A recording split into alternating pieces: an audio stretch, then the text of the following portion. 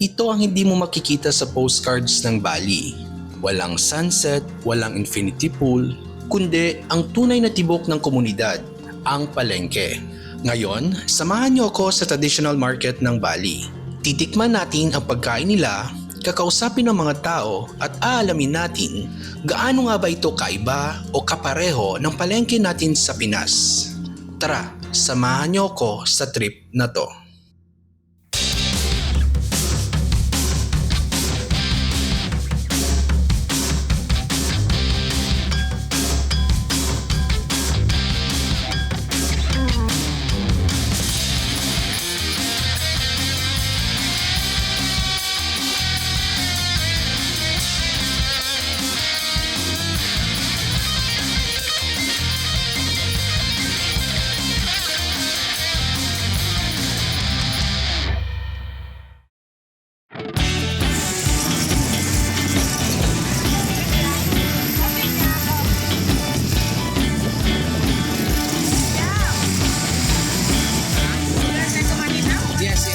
Later or because I think we're going to the jungle later.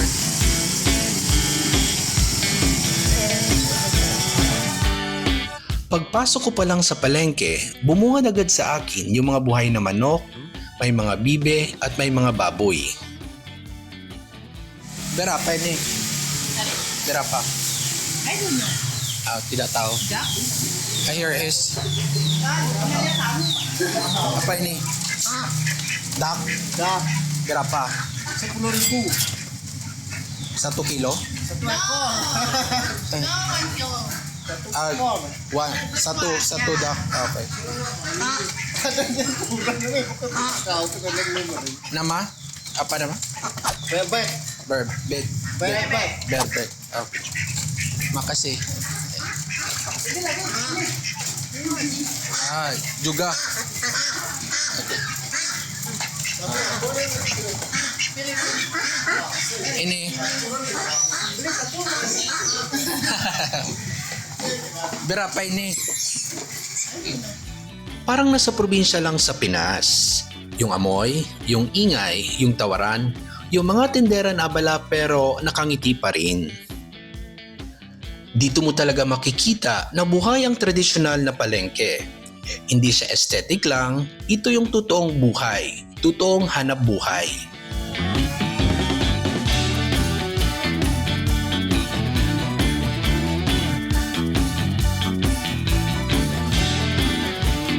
Habang naglalakad ako, may nadaanan akong nagtitinda ng mga singsing. Siyempre, hindi tayo nagpatalo. Nagsukat-sukat tayo. Sama 100.000. Iya, sama. Alam nyo naman, pag Pinoy ka, automatic yan. Tawaran agad. Nakipagtawaran ako, nakipagtawanan sa tindero, nakipag-usap hanggang sa pumayag din siya sa presyo ko. Iba talaga pag marunong kang makipag-usap, hindi lang sa transaksyon, parang koneksyon din siya. Sunod kong nadaanan, warung.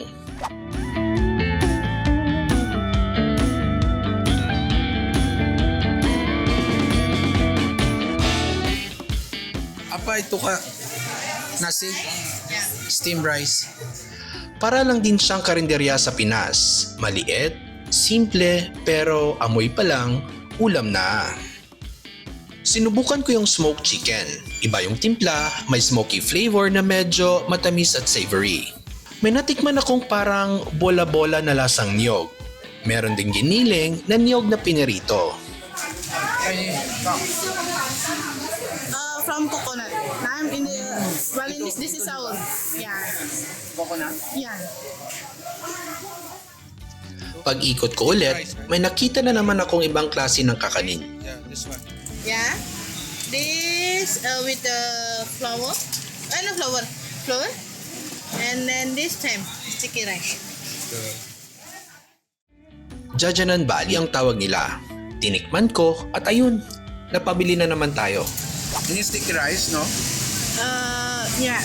All. Doon ko na-realize ang dami palang pagkapareho ng pagkain ng Indonesia at Pilipinas. Parehong mahilig sa niyog, parehong comfort food ang dating. Siyempre, hindi mawawala ang street food. Sinubukan ko yung Taylor Gulong para siyang upgraded kwek-kwek vibes. Pero ang itlog, pinaikot sa stick. Tapos, yung simple ayam, parang kikiam na medyo fishball vibes. Habang kumakain ako sa gilid, nakatingin ako sa paligid. Mga bata, mga locals, mga bumibili, tawanan, tawaran. Ganito yung vibe na hindi mo mabibili sa mall. No? Okay? Tidada. Piso. Habang umiikot ako sa loob ng palengke, may nakita akong mga tela, sarong o kambe ng tawag dito. 150.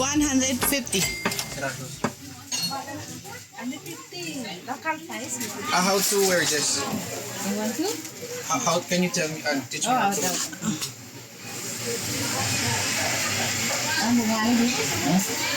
Nagtanong-tanong ako kung paano ba talaga ito isuot ng tama.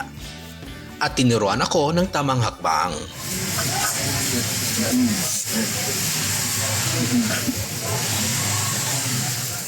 One more time. I have to make sure I'm doing it right. Tapos syempre, tawaran ulit. Sa huli, pumayag din siya. Hindi lang ako nakabili ng tela. May natutunan pa ako tungkol sa kultura nila. Habang naglalakad ako, may namoy akong mabango. Mga bulaklak. Hello. Selamat pagi. Good morning. Ini bunga. Rahajang Nama. Spang, yes. Yeah, ini bunga. We call this gumitir. Bumitir. Yes. In English, we call this marigold. Marigold. And in Filipino, what you said? This Oh, we don't have this in the Philippines. no have? No. Tidada. Tidak ada. Tidada. Ini apa ini? Pacha. Pacha. Oh, put in canang. Yesterday, Umi Yeah. already teach you canang. Ginagamit pala nila ito para sa tiyanang sari, yung mga daily offerings nila. Bumili ako at nakipagkwentuhan sa nagtitinda.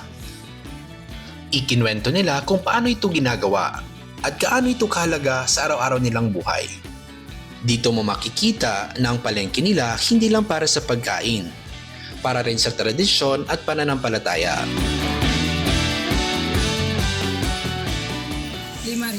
Just 5,000. 5,000. Okay. 1 kilo is 25. Okay. I'll pay. I'll pay first. You buy one. Yeah. I'll have them to teach me. Ini apa ini?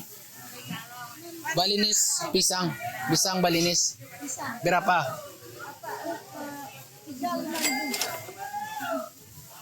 Dua saja. Berapa? 3. Saja, dua saja. 3,500. Ah, okay. 5,000. 5,000. Okay. 3 saja. May nakita pa akong kamuting kahoy na nakabalot sa dahon ng niyog. Sabi ko, teka, parang nasa Pinas lang ako ah. Ini asa nasi. Nasi. Oh, yes. Ini no. Same. I'll try it.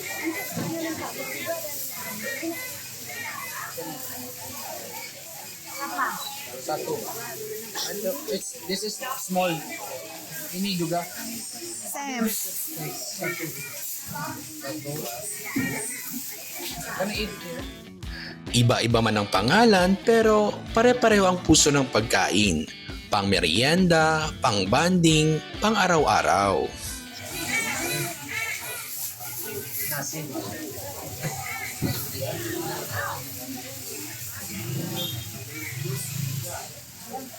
Sweet. Manis. Yeah. Ini. Not after this one, not sweet. Little bit sugar, this one. Bagus dengan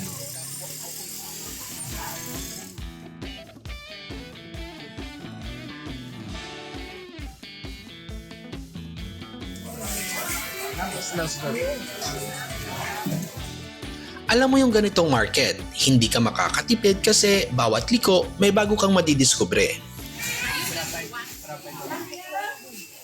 10,000.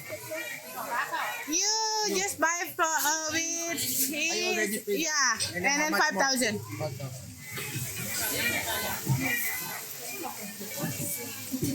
You have a small money.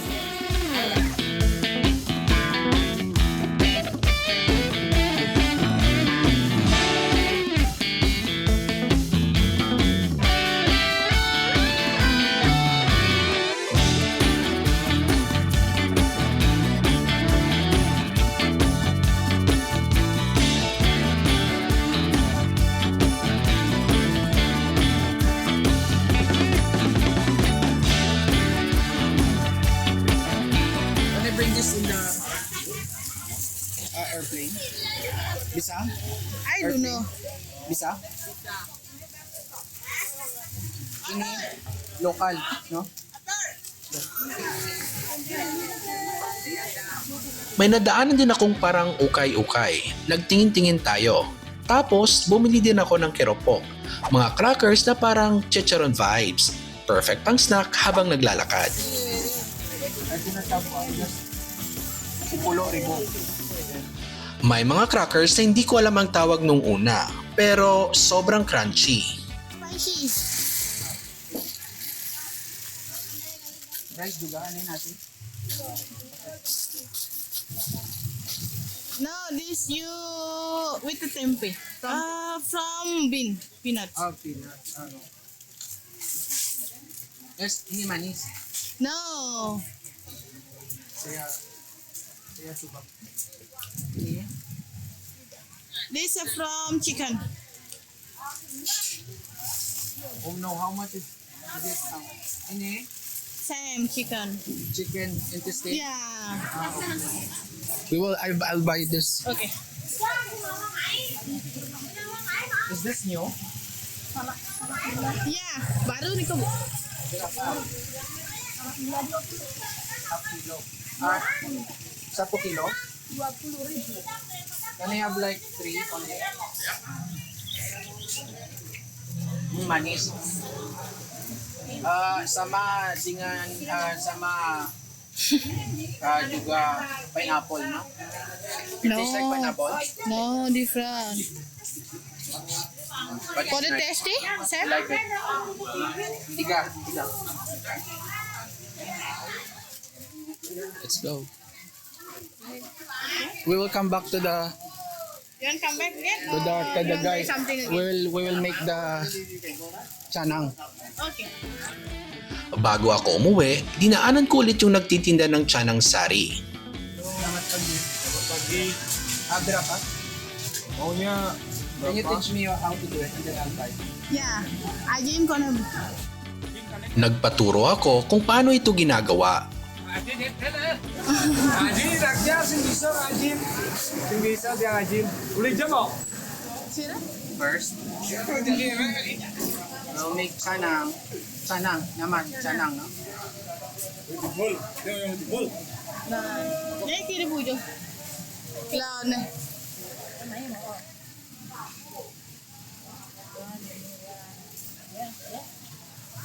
Something like that.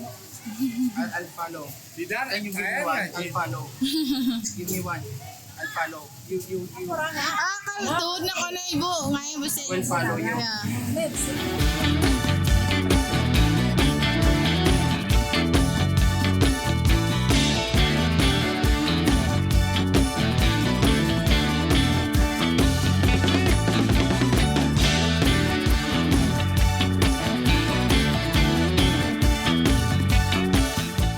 Maingat na paglalagay ng bulaklak, may pattern pala, may kahulugan, bawat kulay. Berapa? 15,000. Ang gadalang isipin na sa simpleng palengke, natututukan ng ganitong bagay.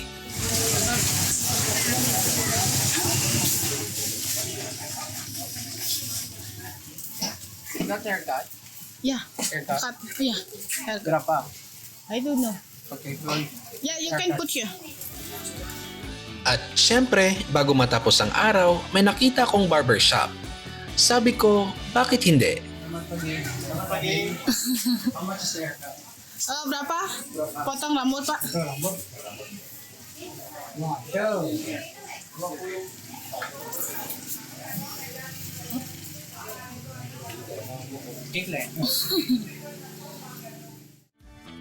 Nagpagupit ako. Habang ginugupitan ako, nakipagkwentuhan ako kay Manong tungkol sa buhay nila sa Bali, sa turismo, sa araw-araw nilang trabaho. Simple lang yung barbershop pero ramdam mo yung community. How many children you have? Udang lapa-lapa. Tiga, saya punya anak. Anak. Yang gede perempuan, nomor 2 laki, nomor 3 perempuan. Bekerja di Delta di booth yang nomor 3. Sa buong pag-ikot ko sa palengke ng Bali, isang bagay ang malinaw. Magkaiba man ang bansa, pero ang kultura ng palengke, pareho. May tawanan, may kwentuhan, may pagkain, may tradisyon, may tao. At sa huli, ang palengke, hindi lang lugar ng bilihan. Ito yung lugar kung saan mo makikita ang totoong buhay ng isang komunidad. Bagus. Good. Ini? No. No. 50. You still have a bit. No. Agreed. 20. Yeah, you have a blue color. Yeah. He gave you change money. Okay. Kung nag-enjoy kayo sa paglalakad natin dito sa Bali, samahan niyo ulit ako sa susunod kong trip. Makasih. Bye-bye. Makasih.